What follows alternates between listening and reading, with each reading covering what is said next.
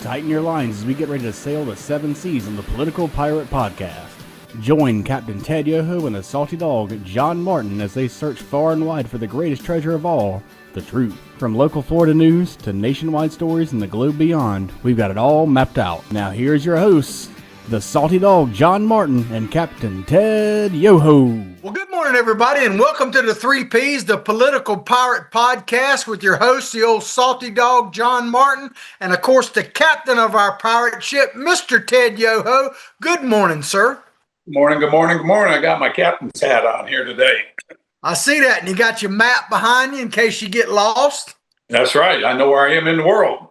Well, some of y'all, if you saw our show on Monday, you'll know that we were not quite rudderless, but we were captainless because Ted Yoho, our captain, was in D.C. and could not hook up with us. So, Ted, tell it, first of all, you were missed. Welcome back. And secondly, what were you up to in D.C.? How much time do you have? Well, we got a few minutes. Just give us the highlights or the lowlights if you want. Because they're both in D.C., we know that. Well, you know, it's amazing. I mean, we talk about the problems our nation is facing.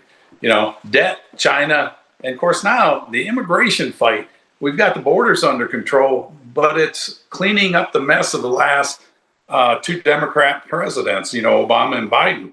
And the resistance we're getting from the Democrats. It's crazy. So we've got all this and our debt of 38 trillion. And then, you know, China, we talked about that. You got Ukraine. You've got what's building up in the Caribbean and with Venezuela. But on the floor this last week, they had 4 different discharge petitions. Discharge petitions is anybody can bring up. And it was dealing with Corey Mills, you know, the different politicians up there. And you have Democrats fighting Democrats, Republicans fighting Democrats, and then you have Republicans fighting Republicans. The point of this is those are like 4 days of legislative session on the floor that dealt with nothing that really matters. And if you go back the week before, it was Epstein. And then Stacey Plaskett. And it was just all this stuff. In the meantime, our country is sinking. And it's like, really, people? It drives me crazy. And then one of the other things, and this is a member out of Washington State, Pamela J. Paul. I'm familiar with her. She is the head of the Progressive Caucus in Congress. She came in with me. And I have seen her steadily become more and more radicalized. And she put in a bill that stated that the United States government has to pay all legal fees for people that come in here illegally and have to go to court. Now, keep in mind, through Obama, through Biden, under Obama, we never knew how many people were here illegally. You know, they said, oh, it's 12 to 15 million people, but really it's probably 20 to 30 million before Biden gets in. Now, Biden gets in, and we know it's at least 11 million more.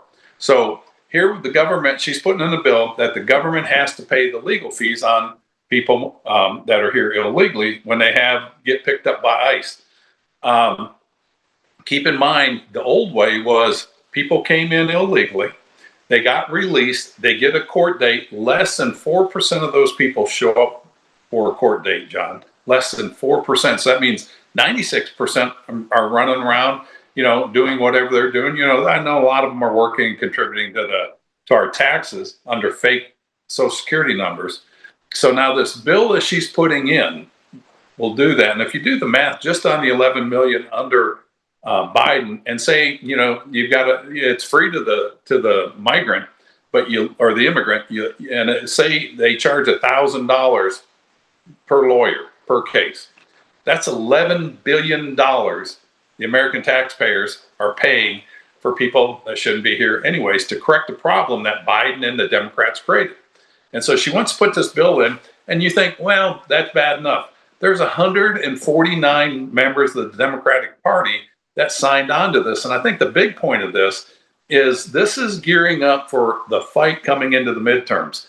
They are going to be hell-bent on doing whatever they can to work against the American government and the American people that are conservative that are believe in the constitutional republic. And then you look at the people that have left Congress just in this last couple of years. You got Ken Buck out of Colorado. You got Mike Gallagher, who is a military personnel out of Wisconsin. You've got Mark Green, a doctor, military. He left early. Marjorie Taylor Greene are leaving. And I think this shows the type of people that are serving. And they're serving for the wrong reason. They get up there, they get in front of their constituents, they ask for their vote, we're going to fight for you, and they don't even have the brass to stay in there and serve their term out, and they leave early. And I don't care how bad it is or how toxic it is up there. They made a commitment to the American people and to their constituents, and they don't have the character and the ethics to fulfill the commitment that they made. They need to be out of there. And matter of fact, they should never have been in there. So other than that, it was a great trip. Well, you were when you were talking about that, I still don't think we know how many illegal immigrants are in the country. We got a better handle on it, but we still don't know. And when I say this, I'm not being necessarily critical of anybody of any nationality. Let me get that out. But in Hawthorne, I use it as example. Yeah. We had virtually no Hispanics growing up in Hawthorne. Right. Just wasn't here. And now, just in the last 10 years, let's say, especially in the last 4 or 5 years, our supermarket here now has a whole section that is clearly just dedicated to people who only speak Spanish for the most part, because everything is in Spanish and everything else. And like I say, I'm not being critical of that, but I think that is telling in a sense that this is in Hawthorne, not noted as a draw for Hispanics. I can only imagine what it's like in parts of Texas or California and even New York, where people have been shipped to. But I still don't think we have a real handle of just how many illegals we have here. And there's so many coming in or have come in that we can't be the melting pot. And now the Democrats are even arguing against being a melting pot, they want diversity, which diversity with a melting pot makes sense. But if you just want diversity for diversity's sake, it has never worked anywhere, and it never will. The whole idea of a melting pot is you put different components in there, you turn the heat up, they melt and become one. And that goes back to e pluribus unum, out of many, one. What the Democrats want to do, they want to have those things going in the pot. They never want them to melt, and they want them to be individual. We can't do that in this country. It's biblical. When you look at the town of Babel, everybody spoke a different language and it fell. And I think I had the same sentiment you have had. We saw the Spanish influence coming in. I lived in South Florida in Pompano Beach, and I saw it coming in, and I resented it. This is America, assimilate. But they were hardworking people, and the other thing is they had strong Christian family values. So they assimilated, built on the values we had in this country, the Judeo-Christian values. So we became strong. They're strong Christians. They have strong churches that they go to, and they build families. The difference today is when you bring in the Middle Easterners that do not assimilate, the melting pot is not working. They don't get melted, and we don't melt into one unified nation. That's where you see the problem. And you're seeing this stuff on the internet where the Muslims are becoming more and more boisterous. And I'm hearing people say Donald Trump is they go off on all these things. And these are people that came into this country to live in America, but they want to change it. And this is where I have a problem with Ilhan Omar, what's her name, Rashid Tlaib. They have anger towards this country, and they have stood up and espoused things against this country that they shouldn't be here. And I think anybody that comes into this country from another country, and if they become a naturalized citizen, that's great. But if they start fomenting dissension and saying how bad America is, I think their citizenship should be under subject of revocation and deported out of the country. I don't have a problem with that. And then when you see what went on up in Minnesota, and it's not just Minnesota, it's Arizona, in these migrant communities, the fraud, waste, and abuse, and it's not just food stamps, it's Medicare, it's Medicaid, it's Social Security, and healthcare. You just go down the list, and they're frauding the government, which is really frauding you and I, the people that are Americans that believe in this country. And, those are the ones we've got to root out. And I hope Donald Trump is harsh as what it sometimes seems that he's doing. You've got to start somewhere. And the message needs to be long and strong and clear, and it needs to be said over and over again. If you're coming into this country, I think go back to what Theodore Roosevelt said. Understand there's but room for one flag. It's the American flag. There's room but for one language. It's English. Learn it and assimilate and become Americans. You're either 100% American or not at all. And I think that's something we're going back to and we need to stick to. And we're going to fight. I mean, I know you got things coming up on your video clips here, so let's go into those. Yeah, well, I just wanted to say one quick thing and we'll move on. That if you think about it, and I was thinking about the Muslims, you talk to Muslims, but I guess you could really throw into this wide berth. And it's not a racist statement. It's just factual. Do you see any Muslims seeking asylum in a Muslim nation? I'm not aware of any.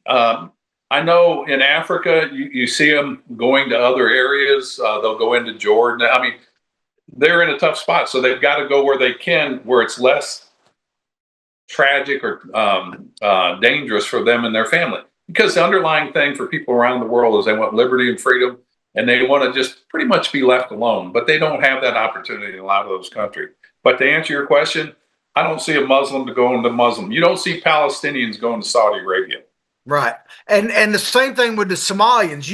Are any Somalians seeking asylum in another African nation? I don't know if it's because they might not want to or they might not be wanted, but they always seek asylum here, which is okay. I don't blame people for wanting to come here. If I live somewhere else and some of the places I've been in the world, I would be desperate to get here too. But if you're not coming here to be a part of the United States of America, then we don't really, you're coming for some other reason, and there really is no other reason to come here legitimately unless you're seeking to be a part of this experiment, this melting pot. Exactly. The United States of America. If you're coming here to be part of the team, that's great. We'll have you on there. But don't get in here and say, well, we don't like the team. That's great. Leave. I'm very adamant about that, and I feel very strong about it because I love this country so much, and I know you do too, as your dad did. And and then you look at our veterans that fought, and these people are coming in and demanding things, and it's coming to a breaking point, and there will be a flashpoint. Keep in mind, we're focused on this. China is building up to take over the world, and I had to remind some people. I was invited to speak at the Hudson Institute yesterday. Talking about pharmaceuticals and Chinese control over all the OTCs, over-the-counter stuff. They control about 90% of the pharmaceuticals in this country. But we were talking to them, and we were talking to some of the executive branch agencies, and they're worried about these little programs and all that. I says, you got to step back and look back. What really are the challenges we're facing? You've got China and the geopolitics that are going on. Yeah, these programs are important, but we really need to focus on the whole, not just this little thing here, because it would be like you bought a house and you want to remodel it, but the termites are in there, and you ignore that, and you're like, well, let's paint this and put these new stuff in here. You better take care of the termites. Yeah, well, in the house too, it starts literally with the foundation. It can look great on the top. If the foundation is sinking, it happens in Florida a lot, then your house is going to be gone. So you can use the analogy of that in our country. If we get away from the founding principles, the foundation of this nation, it is going to crumble. There's just no other way about it. That's just a kind of a law of physics, if you will. Well, our foundation, and I talked about this before I got elected, our foundational principles say our rights come from a creator, not from government, and that we elect a government to represent us. our core values that we're all born equal. You know, we have the right to pursue life, liberty, and the pursuit of happiness. And I don't want to hear the argument about slavery. I mean, we can talk about that. Yeah, it was a hideous thing, but we didn't invent it, and it's still going on today. We fought a war. Over 700,000 people died to get out of that sin. But the core values, the founding principles, are what get, and the Constitution is what preserves all that. That's what gives opportunity for anybody that wants to live within that system.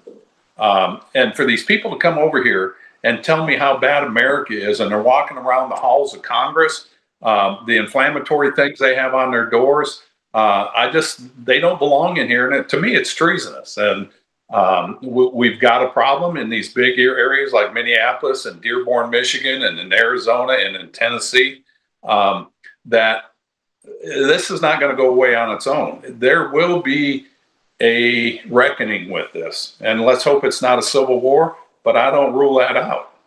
Yeah, well, you always spark something in me, Ted, and when That's you my said job. that about when we're talking about the foundational principles, That's and why I got this. the captain, inalienable rights, God-given rights. It's one thing for people to come here, immigrant here, whether legal or illegally, and not really understand that, either through ignorance or maybe some malfeasance, some reason they want to not pay attention to it. But for somebody like Tim Kaine to believe that, who's elected to the Senate, who is, I don't know his whole lineage, but I know he's multi-generational American. He's been here, his family, for a long, long time. For him to espouse that our rights are given and protected by government is probably scarier than anything I've heard in a long time, really. It really is, and it shows you what the Democrats think. They think government is the wherewithal. It's like the Wizard of Oz. We're going to control everything. And I'll let known right now that I have a conference call with him next week. And with Tim Kaine? Yeah, and in that conference, and I almost told him I don't want to do it, but I'm thinking, you know what? I'm going to work in there that, we're blessed in this country because our rights come from a creator. I'm going to bring that up on that. Yeah, I hear you. All right. Well, I may lose my position, but that's okay. Well, like I said, clearly, Ted, you were missed, sir. We're glad to have you back. Appreciate the service you're continuing to do for this nation. But we're going to take a quick commercial break, and then we're going to come back and talk about a wide range of topics, some that were in the title to the show and all that. Please support our sponsors. If you'd like to become a sponsor, look at that little tagline. It says, contact Freddie. Make that call. We need your support. Take us to break, Ted. No, I mean, we've got so much to talk about. There's so many things going on. And, we look forward to talking to you after the break. Have a great break. Although the owner of Lewis Oil Company maintains she is 29, Lewis Oil turns 60 years old in June. Chevron would like to recognize the North Florida second-generation family-owned business, celebrating its growth and staying power. Lewis Oil Company maintains significant on-hand supplies, strategically located fuel depots, a delivery fleet, on-site service, fuel card locks, and convenience stores. Lewis Oil Company understands its responsibility in the local economy by providing service and delivery on demand and in crisis. As a first responder for 18 Florida counties and the Southeast from Texas to Virginia, we are proud of this rare accomplishment. Lewis Oil delivers. This is Ward Scott, and I want to thank all our sponsors who keep the show going and pay the bills. The Ward Scott Files premium sponsors are Crime Prevention Security Systems, large enough to serve you, small enough to care. Meldon Law, the only official injury partner of the Florida Gators. The Ward Scott Files Gold sponsors are Lewis Oil Company, Shoot GTR, On the Spot Dry Cleaners, R&R Construction, and Style Cuts. If you are interested in promoting your business on the show, you can visit our website, www.wardscottfiles.com, and click on the Advertise Here banner on the right side of the page, or call my friend Freddie at 352-284-3733. Again, thank you to all the great businesses that support the Ward Scott Files. And remember, if you like the show, thank our sponsors and support the businesses that support us. What you just said is one of the most insanely idiotic things I have ever heard. Everyone in this room is now dumber for having listened to it. May God have mercy on your soul. Or that very much surprises me that you've never been tased. You can't handle the truth. All bees poop. A warthog. He's going to come up the steps. Here he comes. Oh my goodness, and he's huge. Hello, boy. I wonder if we can pet him. Hi, boy. Can we touch him? No, don't. Help me! Help! Help! And we're back to the 3 Ps, the Political Pirate Podcast, with your host, the old salty dog, John Martin, and the captain of our ship, none other than Ted Yoho. Well, Ted, with pen in hand. Absolutely. Well, I want to talk about some literally breaking news that happened yesterday or over the last day or so. The January 6th pipe bomber was arrested. And if people don't know what we're talking about, there was this individual back on January 6th when they were doing the riots and all that before, I think the night before, maybe that night, was sneaking around and planted pipe bombs at both the DNC headquarters and the Republican headquarters, and they had pretty good video of him. They never could find him, but after they've been investigating this supposedly for 5 years, Ted, and they finally made an arrest. Yeah, they're like this, John. They're investigating. Where'd he go? Where'd he go? Here's the most interesting part of this. It wasn't, and I'm going to give credit, so don't misunderstand me. I'm not criticizing the current administration, but it's not like they went out and uncovered some brand new evidence or got some brand new lead. They went back and actually looked at the evidence that had been garnered and found this suspect and made the arrest. That to me is extremely telling. You remember how they gave just portions of the video, like they edited it so they didn't have the whole video, and that's what they looked at and said, well, we can't identify this guy. But, Cash Patel goes in there and they get all the video. Yeah. Yeah, and apparently Dan Bongino took this as a personal mission when he got in there. And he really, under the leadership of Patel, I think Dan Bongino probably spearheaded this. At least it seems that way. There's a lot more going to be revealed soon. Hopefully. But Attorney General Pam Bondi, in a press conference yesterday, identified the suspect as Brian Cole Jr., 30, of Woodbridge, Virginia. Now, it makes you wonder if they were really even trying and to find this, and why, for instance, they could not find this person. I'm thinking that Jake Tapper of CNN, the great Jake Tapper, might know the reason why they couldn't find him. Check this out, Ted, and I'll turn it back to you. Sure. This is what Jake Tapper, and I tried to find this video. I saw the video, but I couldn't find it, because there's some bias in YouTube and stuff. But CNN No, tell me that's not This true. is what CNN host Jake Tapper said live on CNN yesterday. He said, Brian Cole Jr., a 30-year-old white man from the D.C. suburb, is charged with transporting an explosive device. Now, there's only one problem. Look at that picture, Ted. This is the picture that they showed while they were actually saying a white man. This is the picture of the actual suspect. I mean, my God, man. They do this kind of stuff all the time. It could be a mistake, but I swear I think it's almost it could be. We should give him the benefit of the doubt until we know, because Jasmine Crockett said Lee Zeldin got money from Jeffrey Epstein. Absolutely. This turned out to be the wrong Jeffrey Epstein.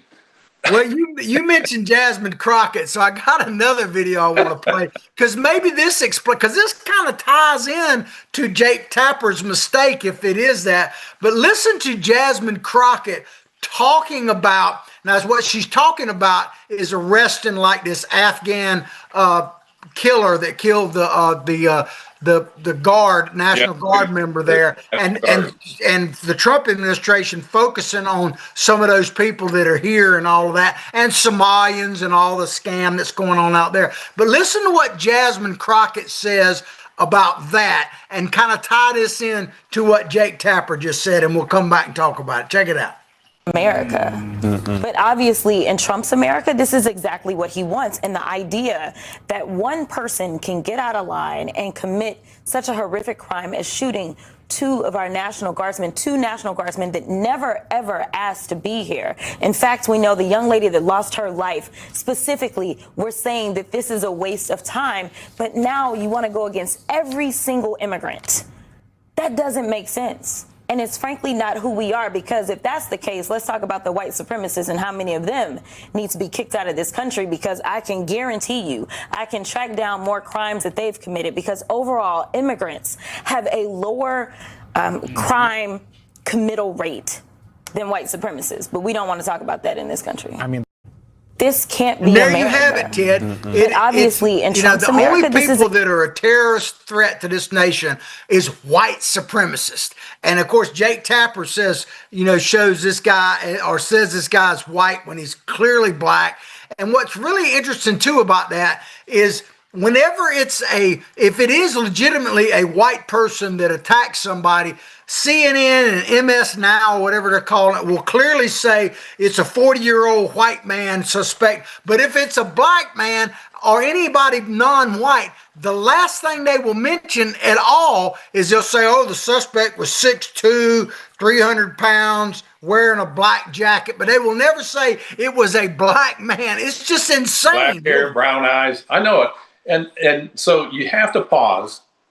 What are they trying to do? What is the narrative they're trying to get out there? Jake Tapper puts this picture up there and tells people it's a white guy. So the people that aren't watching, but they're hearing this, some white guy tried to blow it up. And, the narrative too was also, it was a woman. So they're going anywhere but up to the facts. And they're doing that intentionally. Folks, don't believe this is not intentional. They're doing this over and over again. I mean, look at all the garbage they said about Trump and some of these other things that they said were 100% not true. And for Jasmine Crockett, give me a break.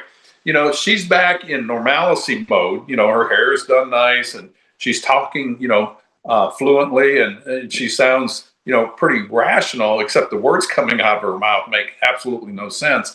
And then last week we saw her with the hair thing.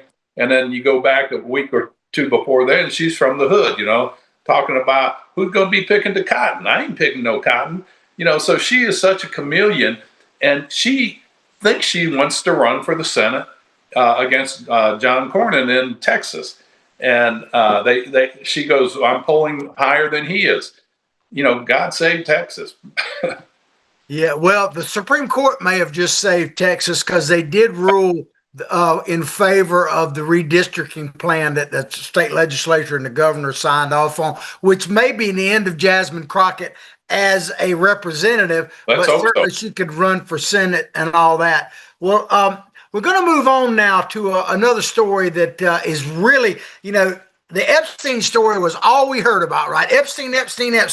But now it has at least temporarily been sidelined by narco boats, innocent victims clinging to life rafts being killed and everything else. So the question is, are they narco terrorists or innocent victims of Donald Trump? So in case people have not been following this, I'm going to play a very short clip of one of the so-called narco boats being blasted by a missile, so people know what we're talking about. And I think there's been about 20 of these strikes, and I'm not sure in which chain of events this one was, but this is a classic example. So we'll play that and we'll come back and talk about it, Ted.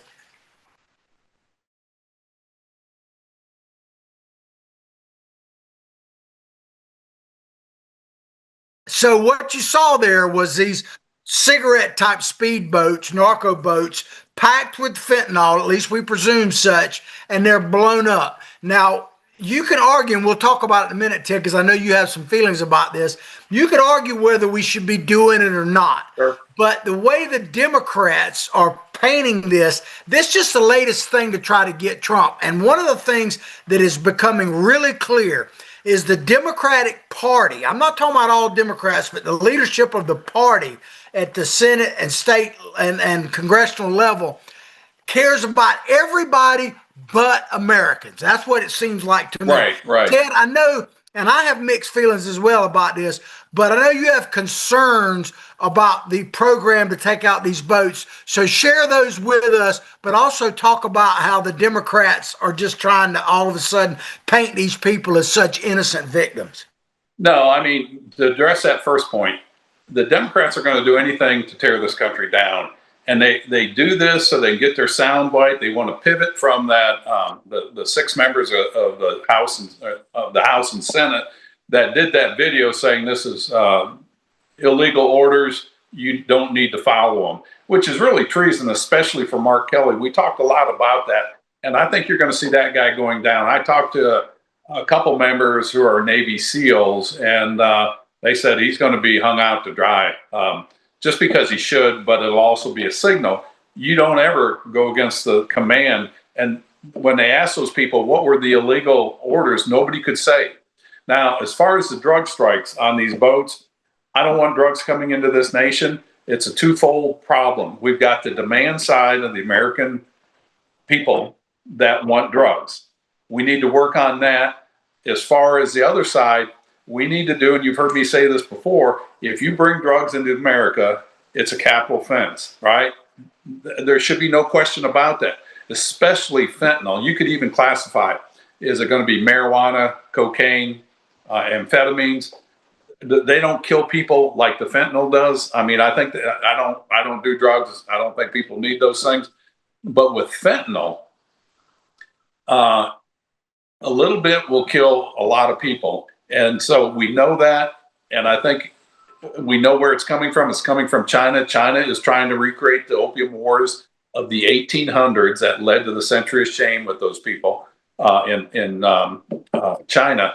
So I think the policy should be, if you're caught bringing drugs into America or American territory, it's a death penalty. I would let these boats come in, bring them in, adjudicate them immediately, and it's a death penalty. You've sent a message out that we're going to do this. My concern is, if we're doing this in international waters, does that give the right for another nation to say, well, there was a boat, we thought they had drugs, and it was a fishing boat, so we blew them up, we thought it was drugs. The other thing that I think is really wrong with this, in the conventions of war, the rules of war and engagement, if you have a prisoner, you bring them in as a prisoner. You don't kill them.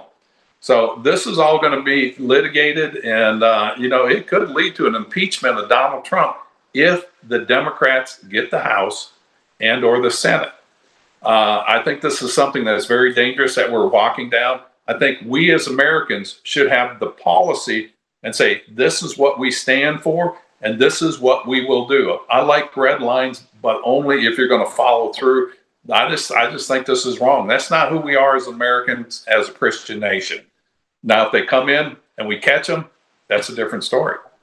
Yeah, well, I pretty much share your sentiments as well, because I said on Monday's show that, the gut part of me that has the experience with drugs and personally not those drugs, but others, and working with people and seeing the effects on families and stuff, which I have a pretty strong history in that. I part of me says, yeah, blow them the hell up, that kind of thing. But the part of me that my better nature, which is truly a patriotic American, realizes that one of the prices you pay for being America is we have to hold ourselves to a higher standard. We just can't live by our gut feelings. But 57% of Americans, by the way, in the latest polling, actually support this. And it's not an 80-20 or 90-10 issue, but I've said that Donald Trump, man, he's got to be one of the greatest fiddler players in history. And I say that knowing full well how Charlie Daniels is great, because Donald Trump is playing the Democrats a fiddle. I mean, now he's got them defending narco terrorists, man. I mean, it is unbelievable. It really is. And it just shows you how off base the Democrats are. They have lost their way big time. But the scary thing, John, is they're not going away. They're building pockets around the nation in New York, Albany, Washington, Oregon. They're building pockets of like-minded radicals. They're not Democrats of old like your dad or you used to be until you got saved. They're building these pockets And out of those pockets, it's like a cancer. It's going to spread. And the only way you're going to beat this is by educating people, motivating, and activating. Absolutely.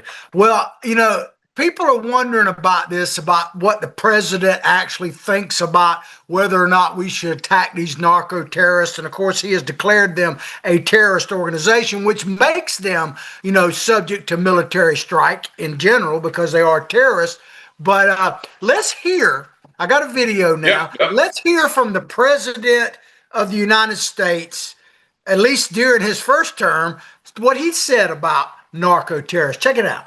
Well, excuse me, Ted. That was the former president, Joe Biden, when he was Senator Biden, and I'm assuming he was coherent, although he hadn't been that coherent. But then you have him literally looking into the camera and saying there should be no safe haven for narco terrorists, basically, is what he called them. And he mentioned that, his predecessors and all had not done a good job, both Democrats and all. And he's a hard line that I doubt he even remembers saying that. Yeah, really. I wonder if that applies to cocaine in the White House. Yeah. Well, maybe you can imagine that the one guy that's most upset about all this is probably Hunter Biden, because probably is. Yeah. He made the price go way up, probably. But again, this is typical politicians. Oh, we're going to talk tough and we're going to get this under control. BS. They don't do it. The war on drugs started under Nixon. We've spent over $1 trillion on that, and it's not working. Get rid of the program, put it into treatment for these people that are addicts over here, and then have not a mandate, but just say this is what we're going to do. If you bring drugs into the country, death penalty. You make the choice.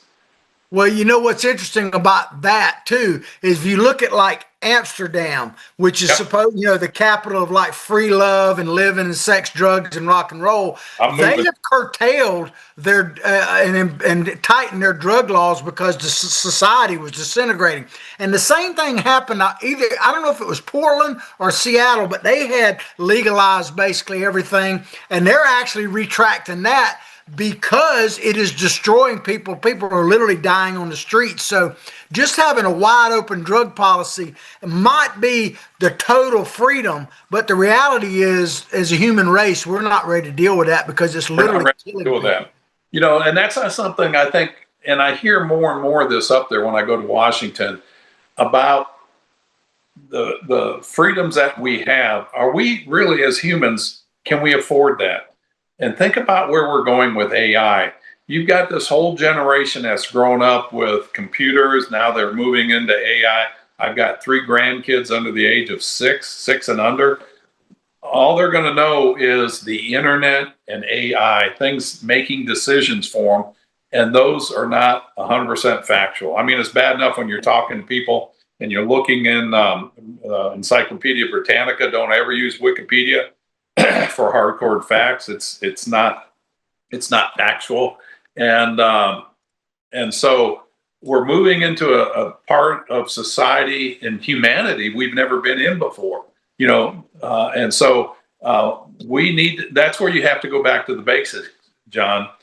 Our funding principles and our core values, and if we get away from that, you see what's going, and that's why you have these states like Oregon, Washington, California. They're pulling back in Amsterdam. Like you said, I've been over there. I've seen those districts over there, and you might as well be back in the caveman age. It's just, there's no rules. Well, that's why you have to believe in inalienable rights, I think, too, because if you don't have it, if it's all man driven, if you look throughout history, anytime it's only been driven by man, it always ends up in tyranny. It just always does. And there's no reason to suspect that we're somehow beyond that now. So it's important. And my only thing, and I'm not a preacher and all that, I just know what I know. And, so if you don't get anything else outside the show, maybe get this. You got the voice for it. I believe there is only thing I know about God, really, Ted, to be honest with you, that I fundamentally know is that there is one, and it ain't me. and then the rest is a journey. So that's kind of how I see it. Well, you go back to our founders. In order to have our country, and I've said this over and over on this show and elsewhere, in order to have a constitutional republic, as Benjamin Franklin told Mrs. Powell, if you can keep it, man, they said you have to have a moral, educated society. And in those words, you have to have people that are responsible. And if you don't have the responsibility, you're going to lose it. And we're seeing it being lost. Yeah, that's why I always say it's ultimately up to us as the American people. It's not going to be Donald Trump to save us as much as he's doing. It's not going to be some knight in shining armor. We're never going to elect a government better than we are. I just don't see that's possible. Well, and I mean, that's a perfect example of the people that are going up there, the Marjorie Taylor Greens, these other people that made a commitment, but they're like, oh, it's too hard, I'm leaving. Mark Green, I'm really disappointed in because he's a doctor and he was in the Army. He was a captain or higher up, I don't know what rank he was, but he said out in the open, he goes, I got a deal too good to turn down and it's going to be a lot of money. So he left in the middle of his turn. And he's from Tennessee, and we almost got that person you're going to probably play next. Yeah, I hear you. Well, let's move on to a subject that kind of came out. It was passed in the big new or the one big beautiful bill, but you didn't hear a lot about it. But now you're starting to, and I got to tell you, it's another one of these things that I have mixed feelings about, and they're calling them Trump accounts. And let me just read this and we'll talk about it. All children, if this goes through as it's written, all children born between 2025 and 2028 will reap a baby shower gift from Congress and President Trump. $1,000 deposit into a Trump account is what they're calling it. And basically this would be invested maybe in the S&P or something like that. And parents could put money into it.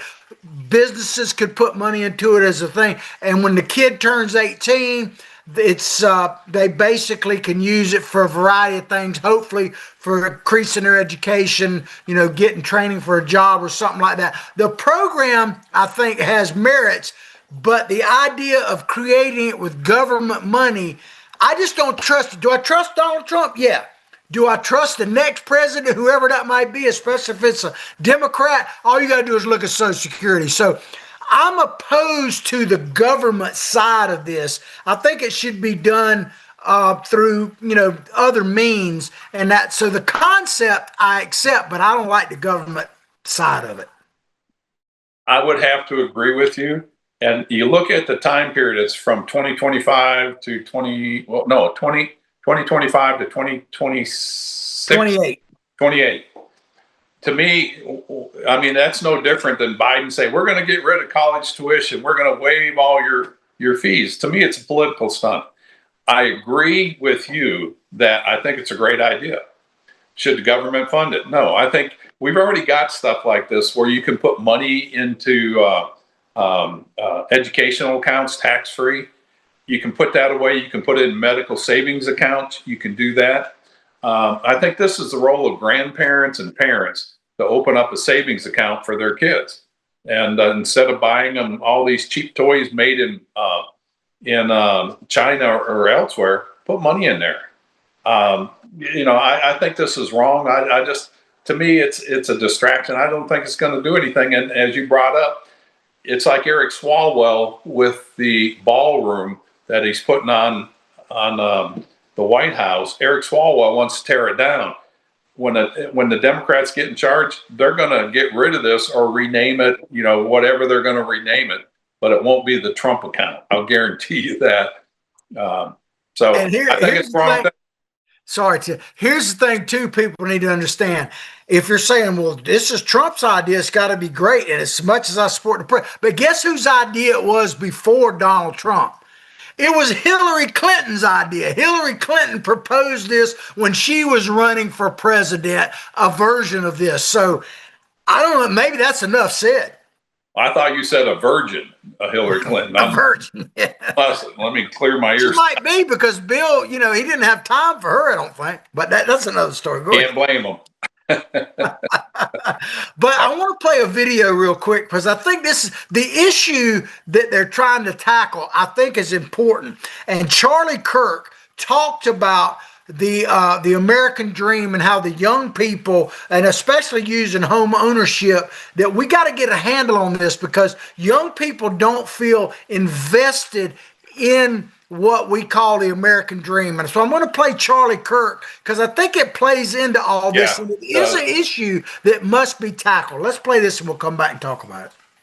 Last 4 years, he has obliterated the ability for you to be able to own a home. So, yeah, we should say that multi-trillion dollar corporations like BlackRock cannot come in and buy homes and rent them back to you. In fact, I want 3 very basic things for every one of you. I don't care about your politics. I want you to be able to get married, have kids, and own a home. Those 3 things should be in the very basic social contract for Gen Z, and that's my message. And I pray we can restore that. Exactly. Do you think that anytime in the near future that any changes in the housing market are going to take place? Well, there you have Charlie Kirk, man. He's telling you, Ted, that the young people don't really have a vested interest in the country because they can't get housing. He talks about in other videos how this corporate different is buying up stuff and how government is in a sense helping them become where they can't own homes. So this issue of young people being able to actually get involved in the American dream, which this investment in stocks could help do that. I think it's an issue that's got to be tackled, but I don't think government can be the driving force. I just don't trust it. No, the free market needs to be the one to do this. And I think, organizations like BlackRock and Bezos is doing this too. They're buying up all these homes, putting them in rental programs. So it shortens the market as far as supply and it drives the price up. Yet we're going through decreasing prices in homes right now. I've got a brand new home. It's probably 3.5, 4 years old, but it shows as brand new.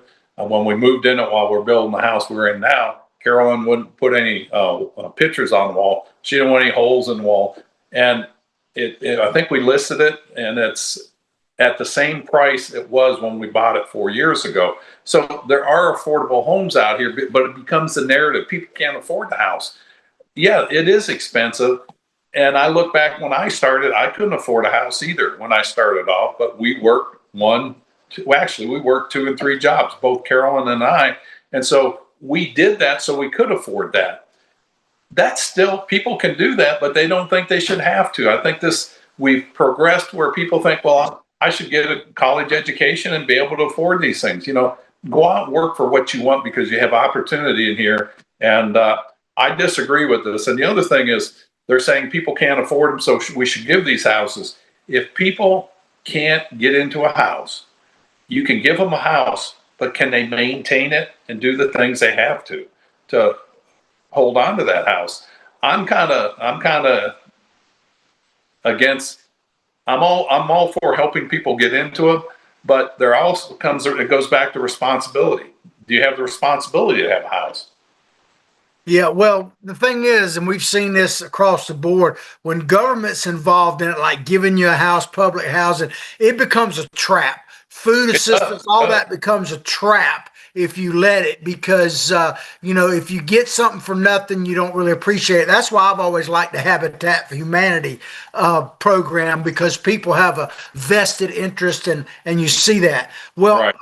Well, we got a few minutes left, Ted. I want to update people on a story that I talked about on Monday, because maybe I kept imploring people, get out and vote in Nashville, and they did. I'd like to take some credit for that. You did. It was all us, our show. But I want to play this video. This is Afton Bain, who was defeated, a liberal progressive Democrat, we played it on Monday, but I think it deserves playing again. Check this out.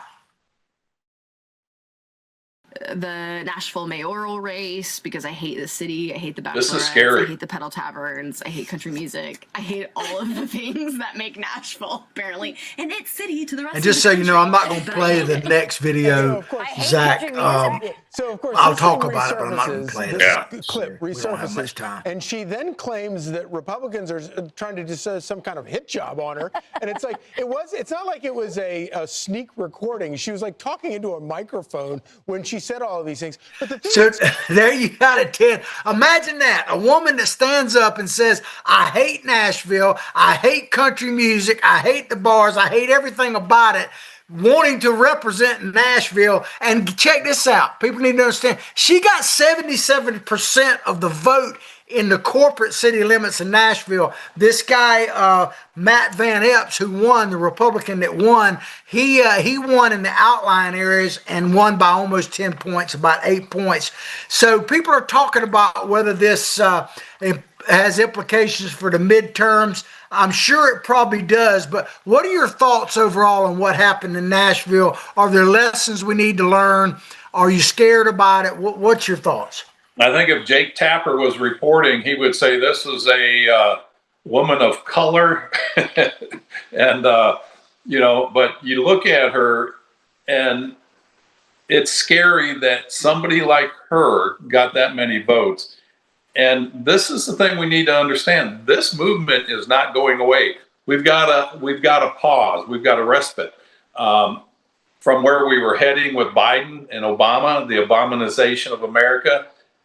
We've got a pause with Donald Trump, and that pause will last until the midterms. If we lose the midterms, it's going to go back to the other way, where you have wokeism, you've got DEI politics, you've got all these things. And these are little indicators that we need to pay attention. This fight is not over. We're just in the beginning of this fight of saving this country. And this is a good example that she got 70%, over 77%. 77% in that area. It's like when I ran in Alachua County. I got killed in Alachua County around the university. I mean, I never won my own county here where I lived for all those years, paid those high taxes. But it's the people out in the country that have the common sense of really what we're trying to do. Just maintain the principles this country was founded on. People need to wake up, because once we go, if we lose again, as radical as the Pamela J. Pauls are, or this lady here, or Mamdani, we're going to have wokeism, DEI, transgenderism, all that stuff on steroids, and it'll be hard to come back. And remember the article we talked about up in Canada, where they're having to turn in their guns because they've got the registry, and if they don't turn them in, they turn off your accounts. It's crazy, yeah. It's scary. It's scary. A lot of people might not get this analogy, but the United States right now is what I call a sweet gum tree. A sweet gum tree grows here in the South. It looks beautiful on the outside, but in the inside, it literally is rotting to the core, which is kind of what our cities are doing. So we look really beautiful on the outside. You can't really see the rot in the middle, but when a good, strong wind comes, it falls over. And that's what we're becoming as a nation. We still look pretty good overall, but our core is getting rotten. And when the wind comes, which it's going to come, we might crumble. So, I don't want us to be that sweet gum. We need to be that live oak, man, that sways with the wind and just stays steady. No, I agree with you. And you want to see a good illustration of that, or an analogy. And I think we talked about this before. When Carolyn and I were in Europe for our 50th anniversary, going through all those old towns, Austria, all those ones that were built in the 1600s, 1700s, the Baroque architecture, all that just magnificent architecture. This generation today that's over there, after they went through communism, now they're into socialism, all those buildings are in decay because the generation present today doesn't know how to take care of them. Graffiti's written all over them. And I was walking through Washington, and you'll see areas that have graffiti on them because the people there don't appreciate what was built and the majesty of that, and how that's a representation of us. And if we forget, we're going to crumble, as you brought out. These things will crumble and go away, and we'll be but yet another great country that fell by the wayside because they forgot the basics. Absolutely. Well, what Ted said is a good way to close out the show. So I'll just say this. I hope you enjoyed the show as much as we enjoyed bringing it to you. Please like what we're doing, share what we're doing far and wide, spread the word, and above all else, have a blessed weekend. Absolutely. And, I know you people that are listening, that I know you're just thankful that you live here in America. I don't know if anybody watched what happened in Hong Kong. There were 6 high-rises that caught on fire. And if people talked out against the government about not doing the right inspections, they got jailed. And, we don't do that in this country yet. And it's only because we stay diligent and we keep people accountable. Y'all have a great weekend. John, we'll see you Monday. Zach, take care. Peace out, everybody.